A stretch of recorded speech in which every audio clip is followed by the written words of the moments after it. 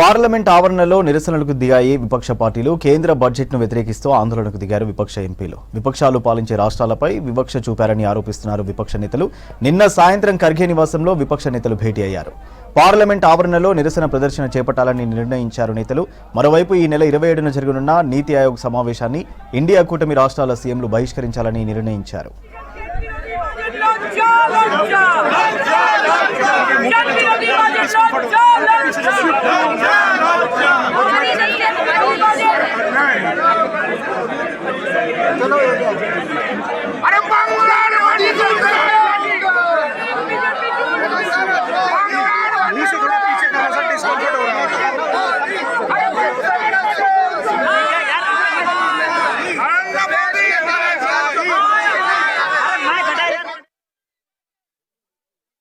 हर MP India block के अपने ही राज्य के बारे में प्रोटेस्ट दिखा रहे हैं, प्रदर्शन कर रहे हैं, क्योंकि आपको मालूम है कि हमारे देश में ऐसे नहीं हो सकता जब हमें 28 राज्य है, 8 यूनियन टेरिटरी है और आप सब चीज़ें सिर्फ 2 राज्यों के दे दी क्योंकि उनके साथ आपकी कुर्सी बचाता है। ये बिल्कुल ठीक नहीं है, ये अन्याय है और इसके लिए सारे प्रोटेस्ट चल रहे हैं। आपको मुकुल वासनिक जी का कुर्ता नजर आता है। ये देश को इसी प्रकार से बर्बाद करने की कोशिश कर रहे हैं।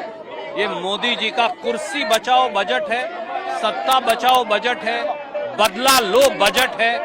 इस बजट से देश के 90% प्रांत और 90% से अधिक लोग अलग थलग कर दिए गए हैं। बजट बीजेपी की सत्ता बचाने के लिए नहीं हो सकता, देश की जनता की भलाई के लिए होना चाहिए, परंतु मोदी सरकार का बजट केवल और केवल बीजेपी की सत्ता बचाओ बजट बनकर रह गया। I have no reaction. ये कोई बजट है रिएक्शन करने वाला? कुछ नहीं। This is just a drama. Promises which will be kept in the paper will not be implemented. కేంద్ర బడ్జెట్లో విపక్ష పార్టీలు అధికారంలో ఉన్న రాష్ట్రాలకు తీవ్ర అన్యాయం జరిగిందన్నారు కాంగ్రెస్ అధ్యక్షులు మల్లికార్జున ఖర్గే. సమాజ్వాదీ పార్టీ ఎంపీ అఖిలేష్ యాదవ్ కేంద్రం కేవలం వాళ్లకు మద్దతు ఇచ్చే రాష్ట్రాలకు న్యాయం చేశారన్నారు నేతలు.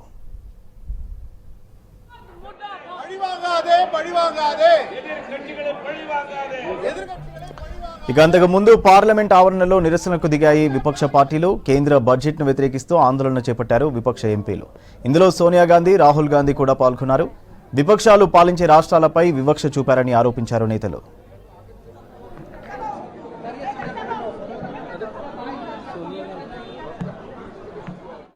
नहीं, जो अन्याय हुआ सबको बजट में कोई न्याय नहीं मिला, वो न्याय दिलाने के लिए हम लड़ रहे हैं। नहीं, जो अन्याय हुआ सबको बजट में कोई न्याय नहीं मिला, वो न्याय दिलाने के लिए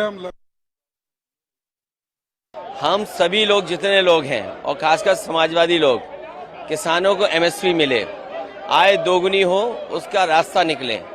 लेकिन इधर देखने को मिल रहा है समर्थन मूल्य किसान को न मिल करके जो अलायंस पार्टनर जो सरकार बचा रहे हैं उन्हें समर्थन मूल्य सरकार दे रही है।